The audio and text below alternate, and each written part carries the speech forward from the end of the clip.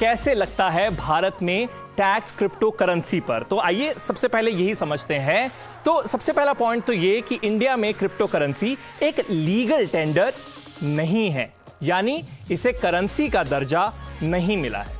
दूसरा पॉइंट ये कि इसके लिए कोई टैक्स लॉज नहीं बने हैं, कोई स्पेसिफिक टैक्स लॉज नहीं है और वहीं पर मामला जो है थोड़ा धुंधला पड़ जाता है। हालांकि कंपनीज के लिए अनिवार्य है कि वो अपने प्रॉफिट एंड लॉस अकाउंट में वर्चुअल करेंसी से होने वाली कमाई लिखें। उन्हें अपनी बैलेंस शीट में क्रिप्टो करेंसी की अमाउंट डिस्क्लोज करना अनिवार्य है।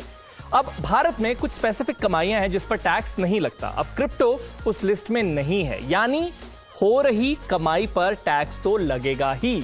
तो स्पेसिफिक टैक्स लॉस नहीं है, लेकिन क्योंकि कमाई हो रही है और भारत में अगर कमाई हो रही है तो उस पर इनकम टैक्स लगेगा ही, तो टैक्स लगेगा। इसीलिए समझना जरूरी है कि कौन से वो सिनेरियोज हैं जिससे क्रिप्टो से कमाई हो सकती है, क्योंकि बहुत अलग अलग सिनेरियोज हैं जिसके जरिए आप क्रिप्टो करेंसी से कमाई कर सकते हैं। और स्पेसिफिक लॉज ना होने की वजह से जो एक्सपर्ट्स हैं वो कुछ स्पेशल जो हमारे ऑलरेडी जो लॉज हैं वो उनके जो केसेस इनके ऊपर अप्लाई करते हैं। तो सबसे पहले माइनिंग यानी खुद करेंसी जनरेट करना।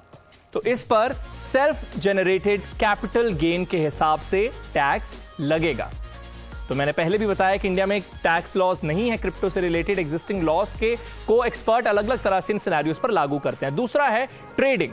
अगर आप क्रिप्टो की ट्रेडिंग कर रहे हैं तो उस पर बिजनेस से होने वाली आय को आधार बनाकर टैक्स लागू हो सकता है। तीसरा सिनेरियो है निवेश।